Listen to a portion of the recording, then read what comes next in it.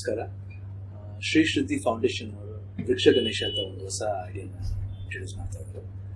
ಇದೇನೆಂದರೆ, ಇವಾಗ ಗಣಪತಿ ಹಬ್ಬ ಬಂತಲ್ಲ, ಎಲ್ಲರೂ ಈ ಪೇಂಟ್ ಮಾಡಿರೋ ಗಣಪತಿ ತಗೊಂಡು ಆಮೇಲೆ ಪರಿಸರ ಹಾಳಾಗುತ್ತೆ, ಆಮೇಲೆ ಎಲ್ಲೆಲ್ಲೋ ನೀರು ಮುಗಿಸೋದು, ಅಲ್ಲಿ ವಾಟರ್ ಇದಾಗುತ್ತೆ. ಯಾಕಂದರೆ ಈಗ ಕುಡಿಯೋಕ್ಕೆ ನೀರೇ ಕಡಿಮೆ ಆಗಿದೆ. ಅದರಿಂದ ದಯವಿಟ್ಟು ಅದ್ರ ಕಡೆ ಸ್ವಲ್ಪ ಗಮನ ಕೊಡಿ. ಈ ಶ್ರುತಿ ಫೌಂಡೇಶನ್ ಭಾಳ ಒಳ್ಳೆ ಒಂದು ಐಡಿಯಾ ಮಾಡಿದ್ದಾರೆ. ಈ ಮಣ್ಣಿನ ಗಣಪತಿನ ಯೂಸ್ ಮಾಡಿ, ಈಗ ತುಂಬ ಒಳ್ಳೇದು ಅದು.